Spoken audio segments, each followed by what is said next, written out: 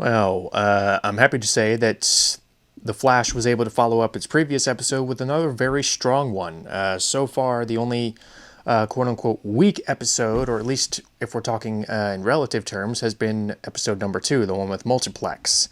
Now, like I said, that episode wasn't bad, but again, I just had some major flaws. This one has some flaws, but for the most part, I thought this one was pretty strong and actually made further improvements to what is becoming the formula for these episodes now.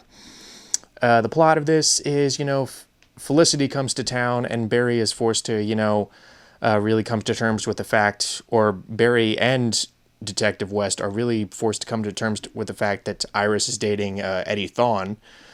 And in addition, there's this new villain in town, Leonard Snart. I think that's how you say his name.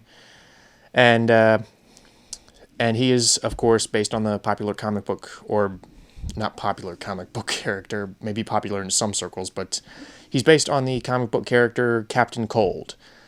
And he's played by Wentworth Miller. He basically comes to town and steals a weapon from Star Labs that Cisco had originally built as sort of a contingency weapon against Barry Allen in case, he woke up as one of these psychopath metahumans. And in addition to affording more screen time and really further establishing the character of Cisco and what he's all about, and his relationship with Barry, we also got an interesting subplot about trust and whatnot. So, what did I like about this episode? Well, again, we got some interesting interactions between Barry and Cisco that we haven't really got before, and Cisco I've always thought was one of the weaker characters on this show at this point, or I don't want to say he's a quote-unquote weak character, but he's just not as strong as guys like Barry Allen or Detective West or to a lesser extent Danielle Panabaker, who I think got a little shortchanged this episode. But there were some charming little moments, particularly when Barry was trying to multitask to get his mind to work at the same rate as his body.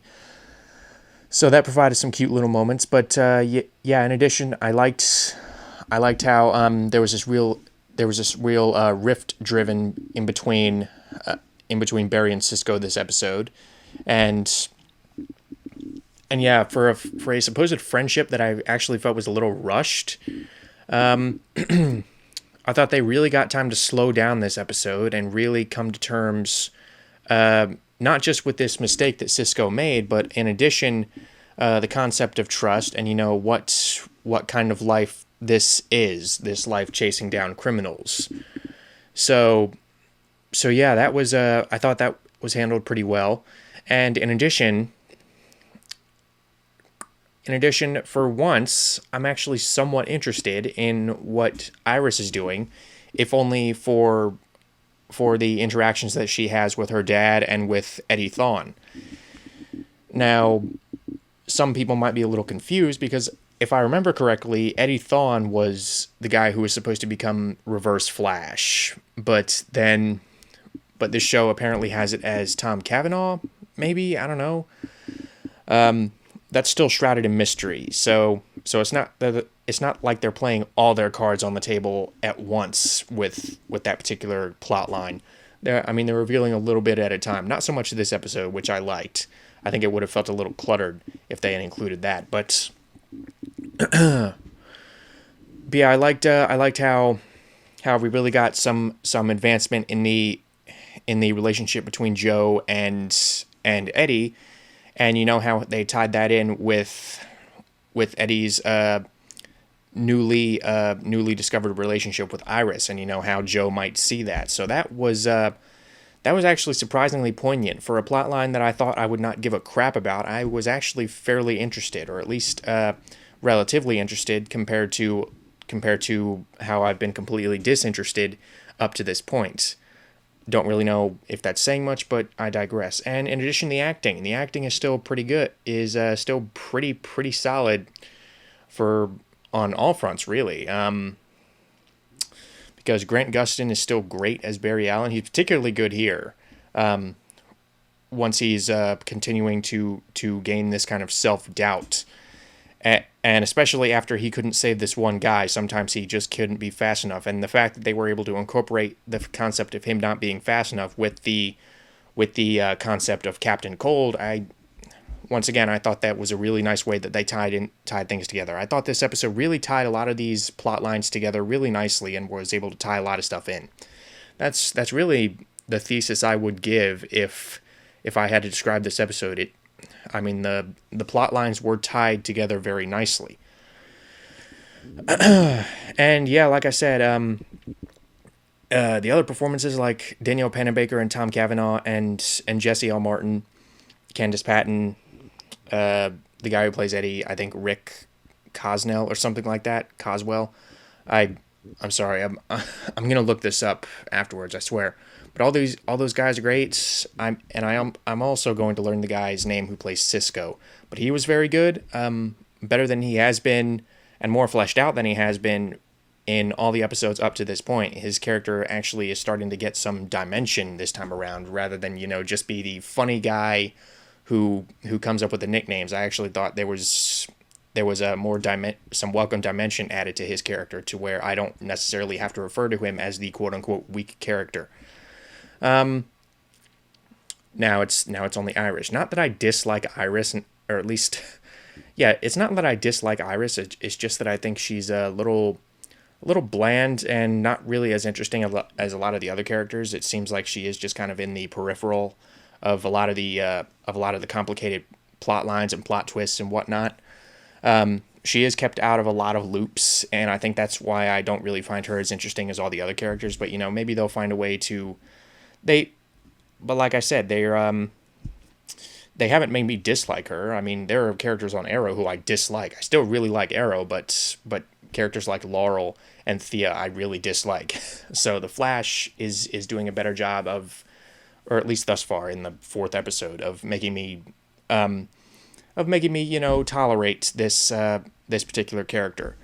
And again, she might become interesting somewhere down the line. But in addition, I think Emily Bett Rickards was a very welcome addition to this episode. I like how they tied her in with, Barry really, really struggling to deal with Iris with this officer Pretty Boy, the Eddie Thawne guy. And once again, I like it was really nice to see Felicity, the character, interact with Barry after the whole incident, because really we haven't seen any interaction between those two since he guest starred on Arrow. So that was refreshing, and I actually think that Grant Gustin has better chemistry with Emily Bett Rickards than he does with Candace Patton. Not that he has bad chemistry with Candace Patton, and this may have something to do with the characters or the way it's written, but I think the chemistry is just more there with him and Felicity than with him and Iris, or at least at this point. That may change once he gets more screen time with Iris.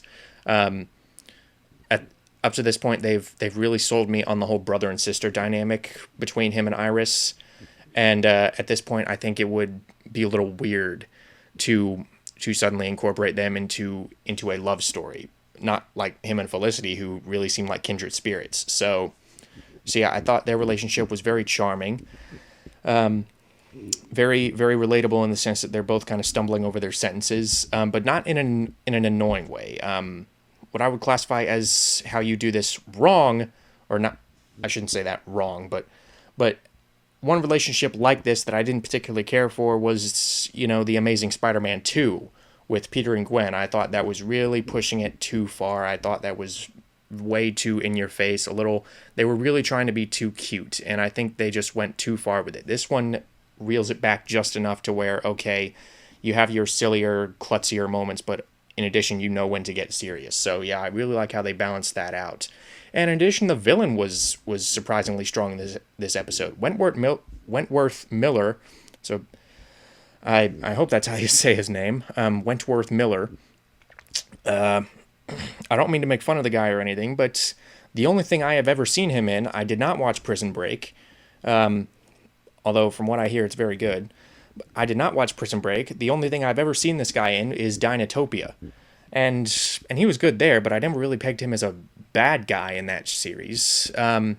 He makes for a surprisingly effective villain. I liked a lot of his cold deliveries. I liked how he was very calculating. He was I mean, he did not put all of his cards on the table at once. So by far, he was the strongest villain of the bunch thus far. I mean, if we're not counting Tom Cavanaugh yet, we don't really know what his deal is. But yeah, as an episodic villain, he worked very well. I liked how they lit a lot of his scenes. I like how nonchalant he was about everything. I like how he was always very calm. He never lost his composure. So yeah, really effective villain performance. And again, it was a nice change of pace how they didn't resolve that particular story arc in this episode, because he gets away. He actually wins against the Flash, and he gets away. So yeah, like I said, already breaking the mold, or breaking the mold before it really sets in. And speaking of defeating Barry Allen, how cool was that action scene? I mean, at first it would have been so easy to take this character like the Flash and just have him be a one-trick pony in terms of his powers. Like, oh, he runs fast. That's it. I'm not saying that's like the essence of the character or anything, but if it was put in the wrong hands and in the hands of writers and directors and a creative team that didn't really know how to utilize this kind of potential, it would have grown very stale very fast. But the creative ways that they've used his powers up to this point, and especially during that action scene where the train was rolling and it was he was basically saving these people as the train was wrecking. So I really liked how they staged that. It was shot very clearly. Very creative ways for Flash to save these people. How he was like kind of running on all four walls of the subway car as it was rolling. So yeah, really creative action sequence. And yeah, very strong episode overall. And kind of sad to see that it's not going to come back until November 11th. But hey, at least it's got a full season order now.